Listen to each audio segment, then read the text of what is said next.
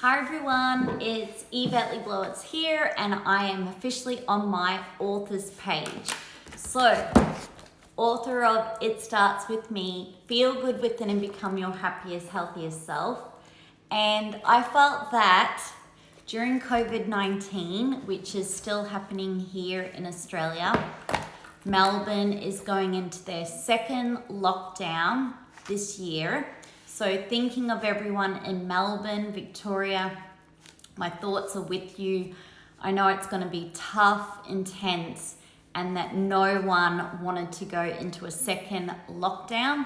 So thinking of you, but to help support you, I have loads of podcast shows which you can find at spiritgirl.com on my blog, and also they're on YouTube at Spirit Girl. They're also, if you go to the Spirit Girl Instagram page, there's a link there to Apple's. But if you just type in hashtag Spirit Girl to Spotify podcast or Apple podcast or in Google, it'll come up with so many options for you.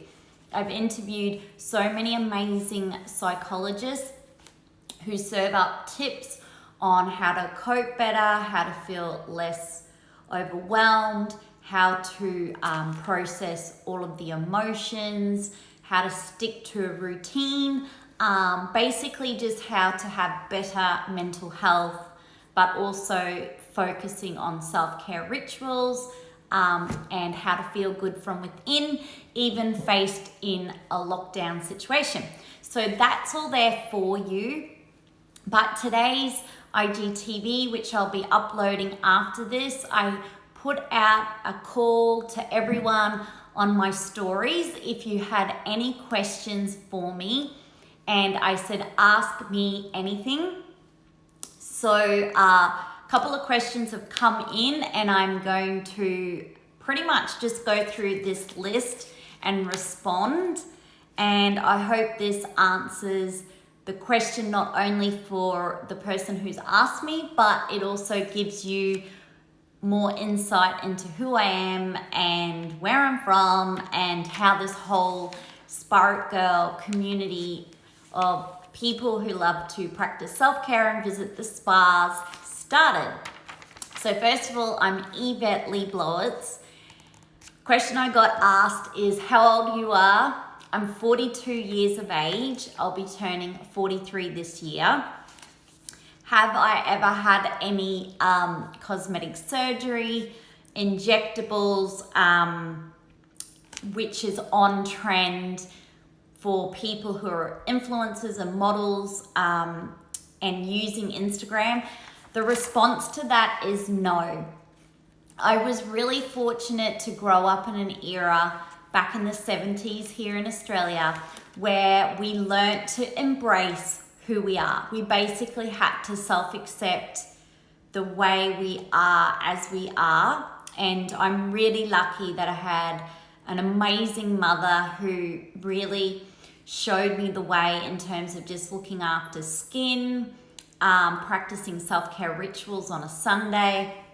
She was a massive fan of watching the Oprah show, which also had a number of key motivational speakers and authors and influencers who all talked about just nourishing yourself from the inside out and self-love and self-acceptance. So my mother was a massive role model in being a natural beauty because she just did skincare, ate really healthy, walked 5Ks a day, and just really nourished herself from the inside out.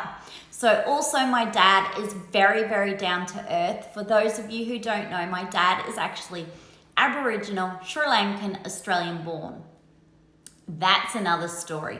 I have so many stories in that arena, but my mum is French, born in France, and came to Australia as an immigrant with her father and my grandfather from France, bought a farm in Strathpine and became basically an immigrant in Australia, brought all of his family over on a boat.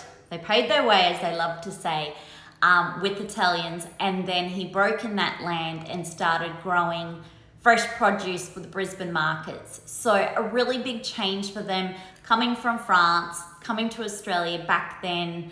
My mum was about 8, couldn't speak English, but my grandfather was very hardworking from France and pretty much told everyone, we're now in Australia, we are going to learn English and we're going to be Australians. So he took that approach, very hardworking on the land. My mum loved living on a farm, though I think when she was a kid, she wasn't too keen on having to chip all the nut grass out, which I've experienced too as being an Aussie farmer on the land. But yeah, and then when it comes to my dad, bit more complicated, his mixed race, because he's very proud of being Aboriginal. His mother is Sinhalese. My dad is from Butchulla tribe, and he comes from a long line of ancestries of his grandmother was Emily Blackman.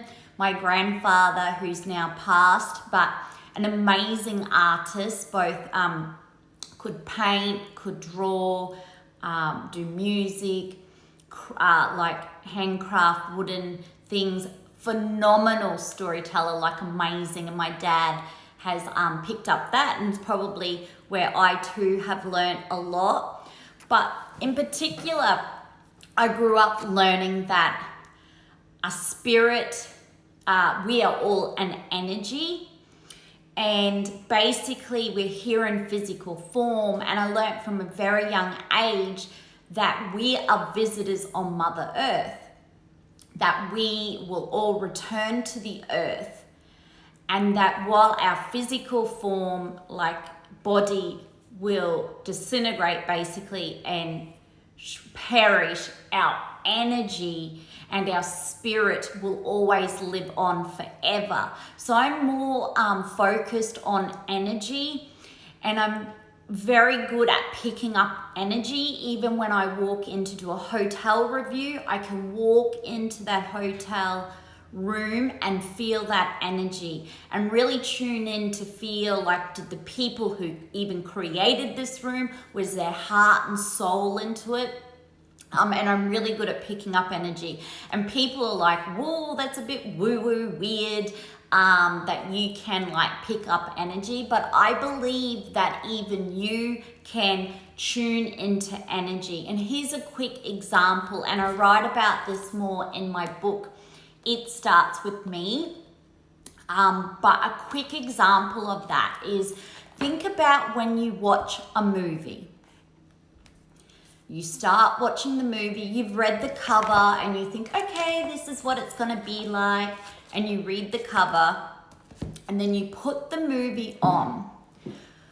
You get about 10, maybe 15, 20 minutes into it, or half an hour even, and then you either, something traumatic happens in that movie, or something that's not really nice, think violence, think death, or something tragic, horrible, and then it starts to make you feel sick in your core, or your energy, which had gone from a really cool, happy state, just goes blah. So that is when you tune into your energy, so you can identify that it's actually the movie that's triggered either you feeling sick, feeling anxious, not feeling well, feeling horrible. So in that moment, many people go, oh, I paid, I don't know, $3 for this video. I've got to finish it to the end. My recommendation is turn it off. Your mind has everything you see, whether that's in physical form, in person, or via social media, or via the TV, via a video, DVD. The mind sees it as it is. So it doesn't matter if you're viewing someone being killed in a movie, or that even on social media. You are exposing yourself to that event, to that trauma. And your mind and memory doesn't know if it's just a movie or real life. It treats it like it's real life. So the first thing I would totally recommend is just tuning into your energy. So a few things I do is I don't watch any violent movies. I don't watch any movies that involve killing of people, murdering, anything to do with that. Because I learnt from a very young age, and even now in my 40s, that energy is not something I want to call in. And I don't want to see people, even in a movie, being killed because it's not cool, it's unkind, and really watching movies that have people being killed isn't cool. But I understand people love action, and there are some amazing movies which I've watched, like more of a James Bond action movie, where it doesn't go into descriptive the killing. But 100%, if you ask my family, even if I'm at my brother's and he puts a movie on and I think someone in that scene is going to be killed, I instantly want to get out of there, or I'll just close my eyes like a little kid, because I don't want to expose myself to killings, to trauma, and to unkind things. So if you are watching a lot of movies or content that has a lot of people being killed, a lot of negative things happening, that is the vibe you are going to bring in. Also, that is the energy space you are calling on. And also, that is what's going to be in your mind space and in your memory forever. So once you see something, you've seen it. You can't erase it. So keep that in mind. If you're really struggling at the moment during COVID-19, I 100% recommend trying to connect with pages on Instagram that have lots of positive affirmations. Maybe it's cute dogs, cats, but pages also where you're not comparing yourself with others. So at the moment, if you're in a really, really low spot, you're feeling overweight, you're feeling unhealthy, you do not want to be looking at pages then where they make you self-doubt, make you self-compare. So you're going to have to be really strong in the content you consume and what you take in, to the point that if Facebook is totally just getting you so upset and so angry because you're seeing so many people ranting, raving, being upset, and it's drama, drama, drama, drama, drama, 100% I would recommend right now deleting the Facebook app off your phone. That's going to take some hard work and dedication, but I have done that myself even as a blogger. If you need to take time out, do it. There are other ways that you can consume contact with your things you love, and that could be just simply like doing some self-education, reading some amazing books, listening to some podcast shows, whether that's YouTube. By the way, Spirit Girl Talk Show podcast is available on Spotify, Apple, YouTube, and all apps. Hashtag Spa It Girl. Okay, so, but there are other things you can do to also connect with your family and friends. Simply picking up the phone, asking them, how are you? Sending a quick voicemail, text, and I would inspire, if you can leave your house, perhaps those friends that you've been connecting with on Facebook or family that you haven't seen for the last year or two, if they live in your community and you can go out for a coffee, set a time to catch up for that coffee, because seeing people in real person is an amazing way to help with breaking the feelings of isolation and loneliness. And sometimes we feel that we're always on Facebook and we're connected. Yes, we can see photos. It's amazing, but there's nothing better than speaking to your loved one in person, or a friend in person if you have that privilege, and just to connect with them one-on-one. So they're my tips. So tune into your energy, focus on feel-good movies, feel-good music, really start to get clever on tuning in to even the foods you eat. How does it make you feel? Things also like what you're drinking. It's probably a no-brainer, and I have discovered this. If you drink way too much wine, in my case, it makes me so sick the next day. I've really become aware the older I've got just how sick drinking too much alcohol can make me feel. So it's all about tuning in and becoming aware, self-aware of what you're watching, what you're consuming. And I talk all about that in my book. So for anyone who feels like they're not spiritual, you are, but it just takes, like anything, daily practice. I have also been asked a couple of questions here. Do I have Netflix? No. I know that's going to come as a shock and a surprise for so many. I don't have Netflix. I don't even have a Netflix account. I never have.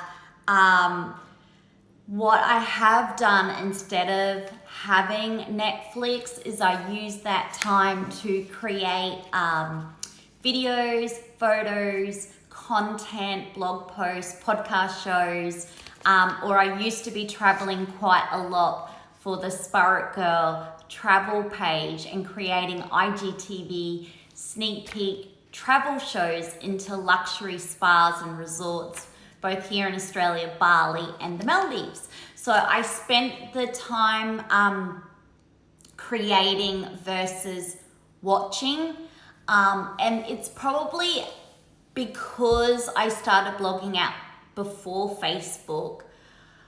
Back then, I had a lot more time. I could have watched a lot of videos at night. You didn't have as much admin to do. There weren't even as many apps to update. So there was like maybe Google Plus came along, Facebook came along, then eventually Twitter. But over the many years, like at the moment when I think about apps that get updated, there are so many social media apps now. There's Twitter, Facebook, what do we got? The blog, podcast, YouTube, Instagram, IGTV, what do we got? TikTok. There are so many apps. So now when I have a blog, it's still up to me to choose which apps I want to use, but I'm very conscious that there are so many different learners out there, or different people like to consume content different ways, whether that be reading, watching, listening. So I'm conscious that all of you like to consume the Spirit Girl content, or my words of wisdom, or words of wisdom from others in all different mediums. But it still means it's a hell of a lot of work. As what was side gig hobby. The side gig hobby, the hustling hobby of spa blogging has definitely grown the workload, because now I have to spend I've spent up to 6 hours one day just getting back to people's DMs when they personally DM me, or back to their comments. But I've spent all day and night. Like I could spend, I kid you not, 8 hours, 12 hours just to try to keep up with the amount of messages coming in. A lot of the messages that might come into my inbox can be anything from, I want to travel to the Maldives. I've watched your IGTV at Farafushi. I'm thinking, like after I've seen it, I think I want to go there for my honeymoon. Can you give me some more insight into what the food is like, and just tell me really what you think? I get so many DMs about that, but I might just get a DM like someone will randomly take a photo of an activewear pair of activewear pants and go, Do you know what brand this is? Can you let me know? A lot of incoming about, I want to start a blog. Can you help me? Can you tell me I want to start approaching hotels, resorts to do what you're doing? There are so many messages that come through, people just opening up, talking about how they're feeling, like they're feeling really depressed because of COVID-19, feeling really lost. They're really important DMs for me to get back to, because here's the thing, I know we all get so busy, but so many of these DMs, all of them are so important, because it's someone reaching out to me who feels really comfortable with that, but they're also opening up to me direct. So I take it really responsible. It's really important. It does take me sometimes a little bit of time to get back to each of you, but when someone's telling me they're really depressed and not doing well, I always offer them up 100%, go see your doctor or go to the hospital. You've really always got to get medical professional help from the go-get. Like, don't muck around with it. If your moods are down for 2 weeks and you're really not feeling yourself, get onto it ASAP. Definitely 100%, I recommend always talking to someone that you can trust. Now, if you're so embarrassed, you don't want to talk to your mum about it or your dad, I know this is happening a lot with young kids and teenagers. Speak to someone you can trust, or even get onto a helpline, whether it's Kids Helpline, Beyond Blue, Lifeline, really just anyone you can speak to who's professionally trained to listen and help. Also psychologists, psychiatrists, really just get onto it and get that support you need. And that is my get-go from the get-go, because I'm not medically qualified or trained in the mental health. I just am able to share tips and things I do to try and help with my mindset or my inner health, but it's something I personally have to work at all the time, because I once was an Aussie farmer and went through relentless, like, think of COVID-19, but without the stress of having to touch something and then spreading it and people sadly dying from a virus. But in terms of going through hardship where you're unsure, you're not going to break even, you're going to break even, you're breaking even, then you're losing money, then you're breaking even, and then you can't afford to pay for people because you're not making money. In business, farming is really difficult. The overheads are really high. The return isn't great. The middleman, to be honest, makes all the money. And quite often when you're in farming, like I worked 7 days a week, flat out. I'm talking about working in dust, being covered head to toe in dust from laying plastic to, I'm talking about planting on the back of the tractor, putting that seed in. I'm talking about shoveling mud like dirt, picking the fruit, packing the fruit, paperwork at night, and then also negotiating, okay, we've got this crop, because I was on a 60-acre family farm. We've now got this product. It was my responsibility to work out in the morning which market was paying the best. Was that Melbourne? Was it Sydney? Was it Brisbane? Was it Perth? Okay, if that market's crashed today and we're not even going to break even, where can I sell this product that will even get me a break-even price? And with produce, it doesn't have a very long lasting shelf life. It's very quick, it's very moving, and it's very stressful. Quite often you'll ring up, as an example, the Brisbane agent, say, hey, I've got whether it's capsicums or zucchini or chilies or watermelons. Hey, I've got, a pallet of zucchini.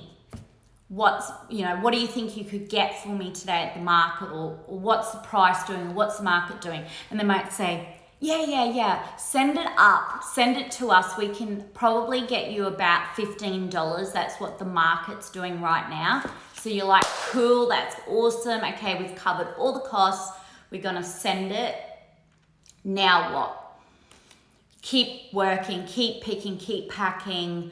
You can't stop. That's farming. There's no stopping. It's relentless. It's full on. You're working with brown snakes. It's hot as shit.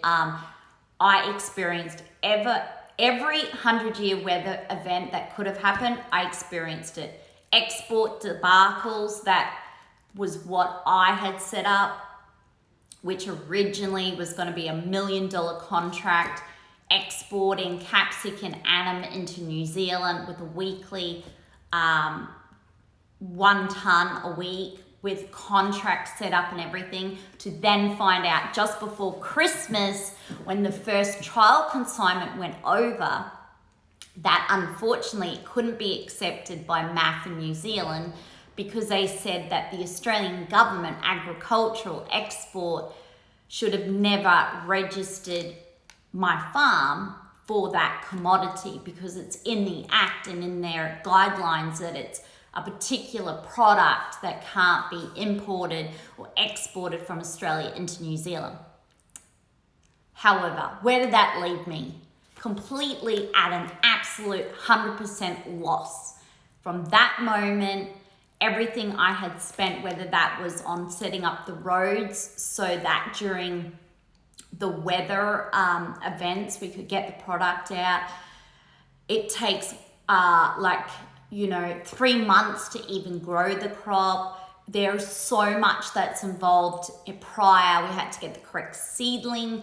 You also have to get accredited to be an exporter. You have to get machinery that can spray a particular chemical over these products produced in order to even pick and pack it to go to New Zealand. There was so much involved. Unfortunately, that day, I knew we would be going broke, because when you have spent, as an example, hundreds of thousands of dollars on an export deal or project and it doesn't go to plan, it's an absolute outright loss.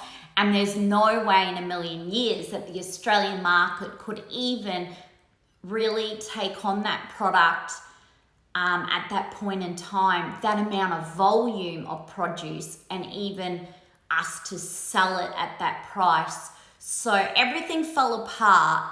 What I have learned from this is I trusted my point of contact, which is the Australian government agricultural at the time, and their export advice. I really thought, because they were setting the farming business up as an exporter, that they really knew their shit inside out, everything they were telling us to do, and we did it, and we got compliance. We were all on track. What I've learned is no. Lessons learned. If you're exporting into another country, you need to contact the importing country and say, hey, we have been advised that we are allowed to be set up to produce this. We're going to be an export business now from Australia, exporting this capsicum annum product into your country. Is this correct? So I really took that failure to heart, because I didn't do that extra step. However, the importing supplier had checked at his end, but regardless, it was still my responsibility to check the importing myself. But I was really young then. I was, I think early 30s for sure. So really inexperienced. I'd never done exporting and importing. So that failure of that contract and business really affected me. I took it personally, because it was something I had set up, and it was basically I was responsible for the failure and the loss. But I did a little bit of Erin Brockovich, and I kind of thought, well, as long as I could get the money back from the Australian Export Department for even the registration, even like the machinery I had to buy to spray it, even for that first consignment, even the delivery of the first consignment minimum, even part of the road or something like that. I thought that would be fair game, but it actually took, after I wrote a letter, just kind of like, would like a reimbursement for this because of, we basically came to you and in your guide, you registered us for a commodity, except we shouldn't have been registered. It apparently says it somewhere in a meeting they had with the New Zealand government. Anyhow, long story short, months later I received paperwork I had to fill out. Over a number of years, there was a lot of email writing, letter writing. We had to show proof of everything, emails, phone calls with the Australian quarantine export officers and everything like that, where they were directing us as a farmer, do this, do this. And it took probably a good 3 or more years. And many solicitors did not want to touch this with bar soap because they believed you're like, is it that David and Goliath, like you would never in a million years win against the Australian government, and especially agriculture and export. And there was no way in a million years they would ever basically say that they were in the wrong. But I found one really cool old school lawyer, solicitor, and I remember bringing in the farming box with all of the papers, and this had gone on for many years, and I was still running that farm, but 7-day-a-week operation. It was a zucchini farm then, and they never stopped growing. But long story short, I was totally exhausted. I practiced no self-care. I had no days off. I was working the farm during the day under immense stress because the markets, and my whole experience of Aussie farming, there was never a year where the market would even pay the best I probably got was a break-even price. And a lot goes into that. When you're a small Aussie farmer, you don't get the best discounts on chemicals. Unfortunately, yes, there's a lot of chemicals that are used in growing produce, I kid you not, but you don't get any, the best prices on packaging, deliveries, because you're so small. But if you're a massive operation, a big farming production, you get much better pricing on everything, because the more you do volume, the better prices. But for a small Aussie farm, it's just a real challenge, 100%. And after the export debacle, I found myself living in a kitted out shipping container on the farm, and that probably didn't help in any way, because when you are on the Aussie farm, living there also, when you're having these really challenging days, you're totally exhausted, you're totally spent, you've been under a lot of stress and pressure, and not just for a few months like COVID-19. I'm talking season in, season out. I'm talking year after year. Like they say that you have to have 5 bad years in farming and then you'll get your good one.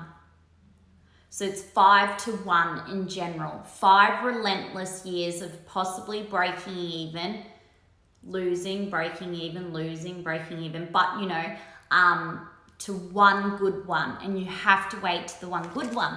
But sometimes the farmers don't make it to the one good one because the stress over time of not having enough money to pay for the operations will grind you down, along with also the physical work, the mental work, no self-care at all is a recipe for disaster. And that's why I've now created my new life, my new chapter, to be all about self-care, practicing self-care. And that starts with meditation, with yoga, with journaling, eating better, visiting the spa, making time for holidays. When I was on the farm, I never had a day off or a holiday. Even on Christmas Day, I remember having to come back to that farm after Christmas lunch and continuing to pack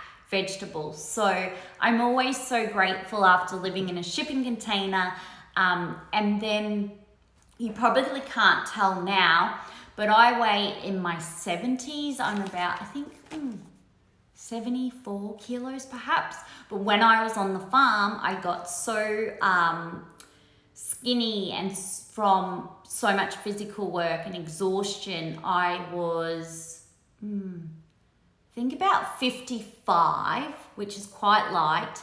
But in one day when I got really sick, and I kid you not, I was literally picking watermelons, and it was Christmas time, and I'll never forget this, and I felt so sick in the stomach and I was vomiting.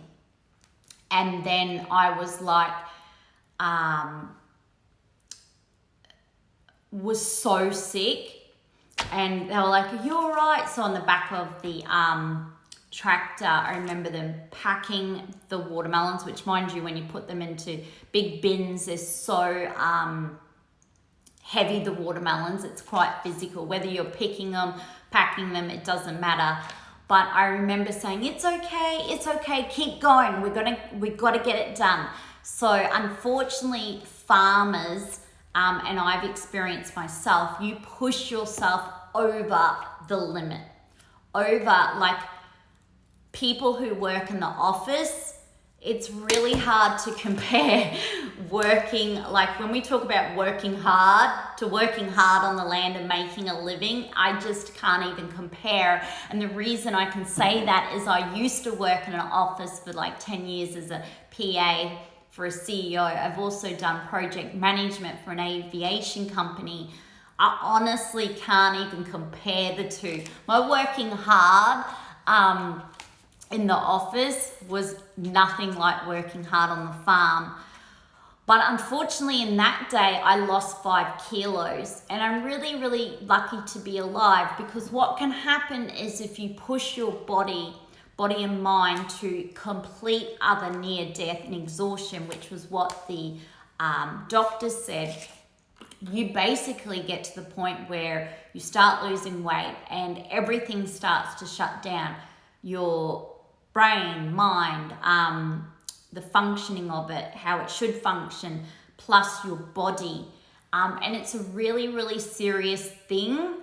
It's not something I ever want to do again. But as a hard worker, I know I can still push myself now, even as a blogger, and working as well. And I have to be really, really careful to make time for me, because I'm a natural go-getter, a hard worker.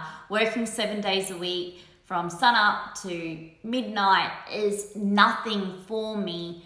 And when it comes to the blog, I think that's why I've coped over the many years of the work volume increasing. But at the same time, I've got to be so careful not to burn out myself.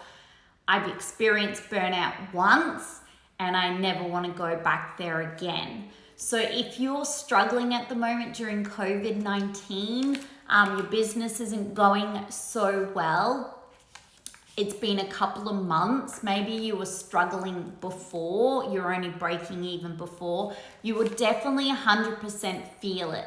There'll be businesses who have had many, many great years. So right now, if they're going through a bit of a bad period, it's probably not going to be as overwhelming for them. But if you're the girl, boss, or person that's going through a really hard time, because before you're on the brink of losing your business, I would just suggest practice self-care, but also be willing to surrender to what no longer serves your highest good. Because it was only when I surrendered to the fact that no matter how hard I worked on that farm, I could not keep going. I couldn't keep it afloat. Like I was trying my heart out, no matter how much I grew, no matter how much I picked. Here's the thing. The market was set up, as an example, the Brisbane market. I'll go back to that zucchini story. I'd ring up, it's gonna be $15. Yes! I'd send it 2 days later. I ring up, how did it go? You all sold it through? Same agent. He'd say, oh yeah, I have, but the market wasn't good that day. I'm so sorry. I could only get like $7 a box for you. Okay, $7 a box, right. Haven't made any money there. And that's probably a good price because sometimes you can get off at $4 a box or $5 a box. And here's the thing, Australian people are eating amazing produce and probably know this is going on, but really oblivious to it. But basically, I felt like a charity worker as a farmer, just creating produce to feed Australia, but not really getting anything in return. Some farmers have been fortunate to have great pricing and profitability, but there's generally a lot of farmers who don't experience that. And I was one of the people and farmers that experienced hardship, adversity, and basically not getting paid enough for the work to cover the costs for producing. So anything you're producing and you can't cover your costs and make a profit in time, that will totally grind you down. So I would just suggest to surrender to what is not working. So I had to accept that it didn't matter how beautiful that produce was that I created, produced, got to the market. It didn't matter.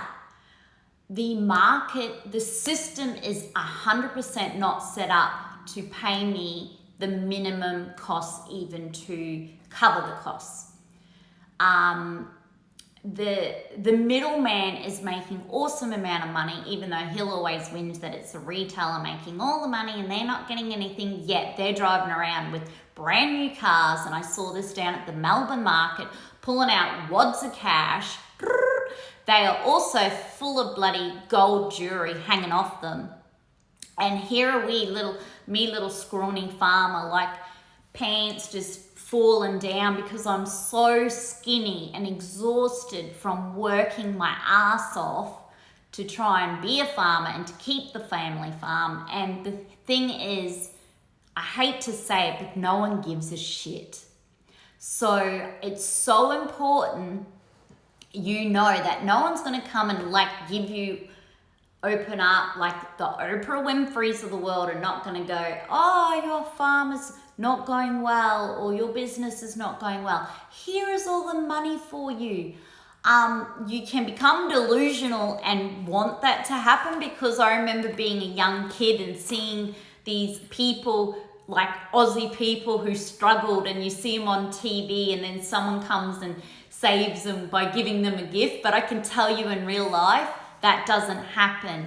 So if you're gonna have to make a really big decision, one of the things that you'll be challenged with when coming up against failure is 100% you will be so worried about what other people think of you. Your ego and your pride is what literally, if you let that, it will destroy you. That is why so many people sadly lose their life also in farming. Apart from being mentally and physically exhausted and of ill health, also what plays out, because I'm experienced in this, what plays out is people know when a farmer's having a bad time, and this can be for any industry. They know because they can read the paper, they can see what the market price is doing. They know if you're growing, say, eggplant at the moment, and I've experienced this because I grew eggplant and produced it and sent it. but they'll know that you're only getting paid $6 a carton. Now, it costs $2.50 for the cardboard. So minus that, probably costs another $2.50 to send the actual box on the truck. So when you work out all the other costs, you're not making shit. You're making a loss from the get-go. Now, when that crop is in the ground, there's only one way. You know when the crop's in the ground, even when you're looking at the market prices, that this isn't going to be a good season at all.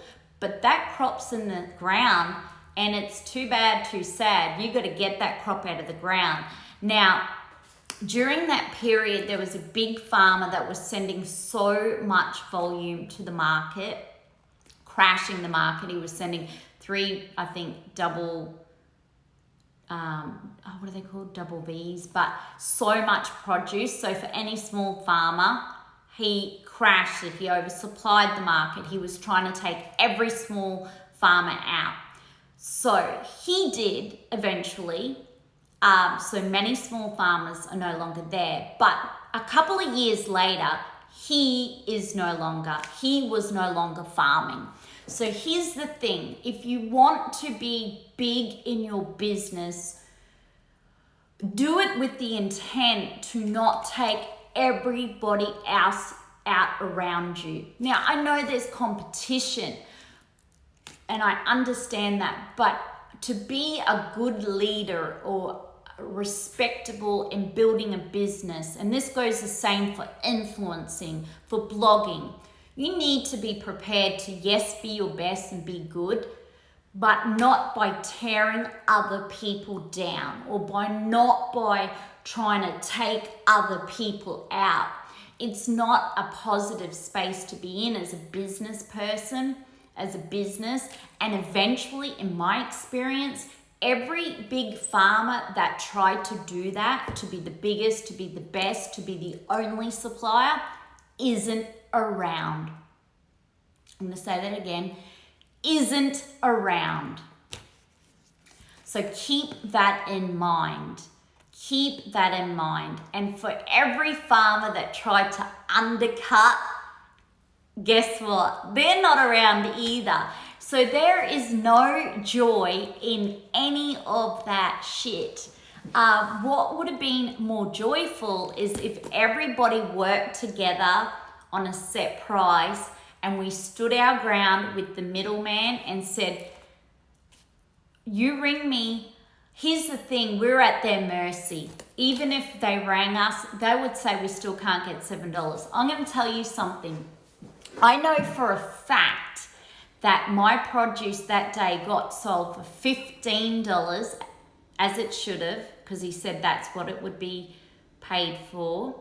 He sold it to another agent about 2 or 4 doors down in the Brisbane market for $15 he got, right?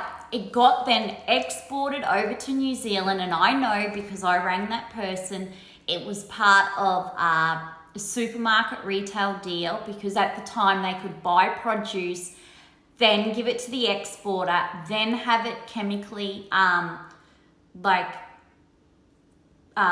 the chemicals go over it for the export. So that that actual buyer, he was making, what's he's making there? 5, 6, 7, 8. Is that $8? 5, 6, 7, 8. Yeah, he was making $8 a carton by doing nothing but receiving the produce, mind you, that had taken freaking months and hard yakka work. He was making $8 a pop, yet I was getting $7 back. When you do the maths, this is not a viable business.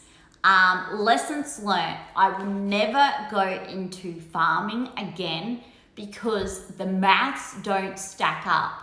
If you have a middleman who's making more money than you, guess what? You're going to go broke really quick. If you have export debacles, you're going to lose it all. 1 in 100 weather events I can deal with. I can deal with Mother Earth, and I could deal with helping neighbours out doing bushfires.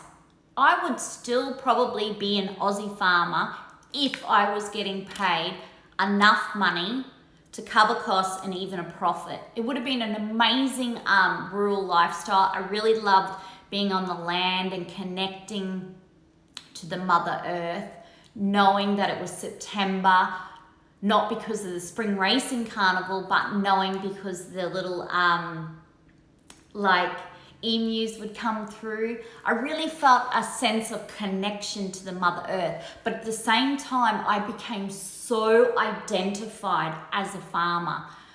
I no longer even saw myself as anything else. 100% I saw myself as nothing else. It was only my identity was a farmer. So if the farm went under, I went under.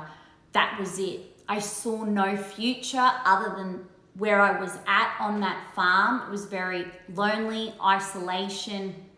When you become really ill and unwell through exhaustion, stress takes a whole, ego plays in, and pride.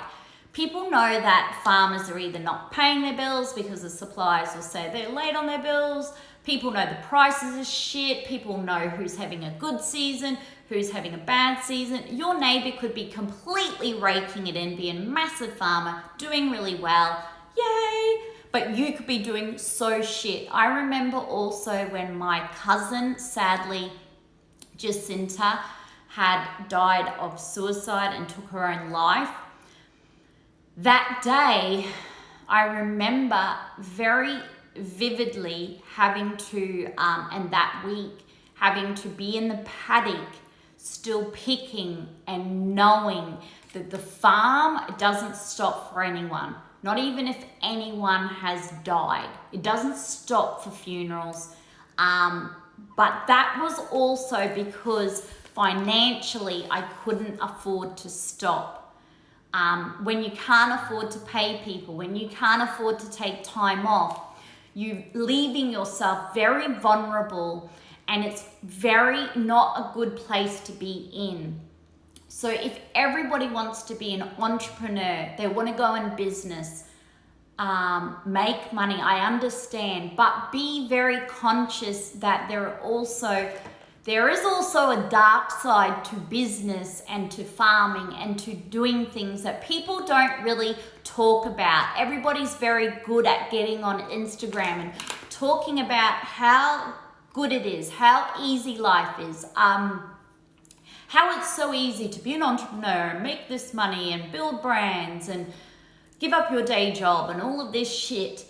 But people are very good at telling you the good things. I'm going to tell you the not good things, because I think it's really important, if I'm going to share my words of wisdom, that it's of value, that it can help you.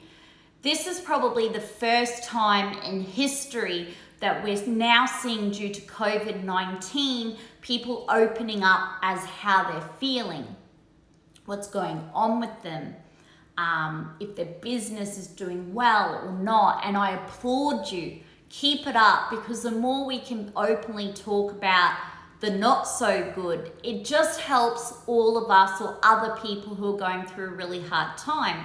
But in farming, we didn't really have people openly talking on Instagram about it. It was sort of always shoved under the carpet. A lot of people knew it was going on, but it wasn't really a social issue or anything of concern. But what I'm seeing in COVID-19, which is amazing, is if someone is struggling, there's a lot of services out there, a lot of support groups. There's even financial help coming to businesses from Job Seeker, Job Keeper. So there is a lot more support. So even if you think you don't have any support, if you have access where the government is helping you right now through the Job Keeper, you should be really grateful for that opportunity and gift, because not all countries have that.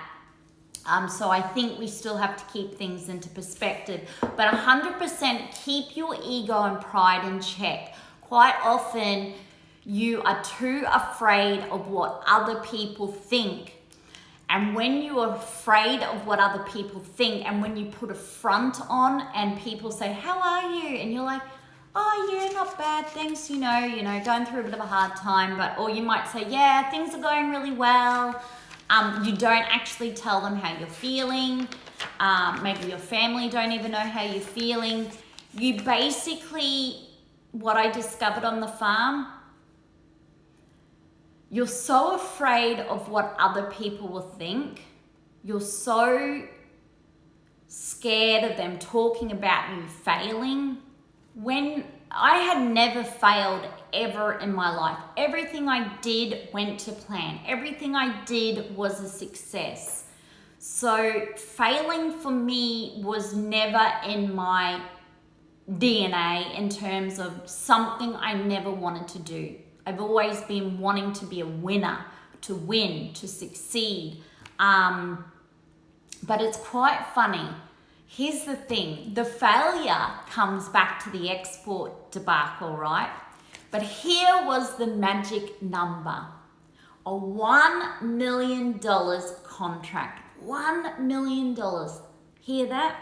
That 1 million was always something in social society that we would always try to ascertain and create and make.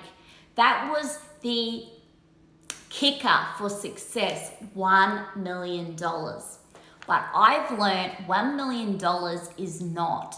That can actually take you in a downward spiral, can help you become so disconnected with yourself and your truth, can make you even stop practicing self-care. Your pride, your ego of wanting to either keep that $1 million happening or making it happen can destroy you. What I've learned after going through the failure of the export business and the farm, living in a shipping container, because I had to live in a 20-foot or is it 40-foot shipping container on the farm, where what that means is after the day, when you go into a shipping container, it's steel walls. Yes, it was clean. Yes, it was kitted out, but there wasn't a lot of room. So you kind of like put your hand out like that and you're hitting a bloody steel wall. You're opening the front door to your shipping container and closing it, and it's steel.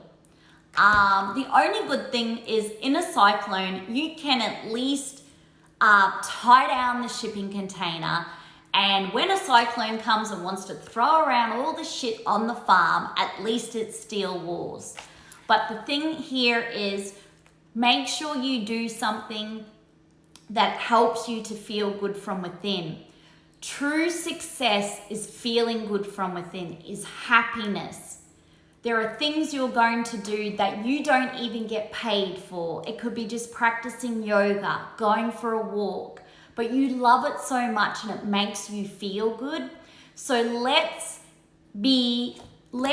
your life be all about feeling good, which is what I've now started since that journey of no self-care, burning out. And I discovered that my purpose in life is just to feel good. My purpose in life is just to feel happy from within. It's not about the $1 million. It's not about being anything to do with that. So if I can be of any help or service, let me know, DM me. I hope you loved listening to part 1 of my Q&A. I'll share more of It Starts With Me with you, but I truly hope that this IG serves you and you found it of interest. Leave a comment so I know, and share it with someone you love also. I will see you on the next IGTV. Keep your Q&As coming through to me. Take care, stay strong, be positive, speak your truth, just be yourself, and like no one else. I love you all to bits. Bye for now.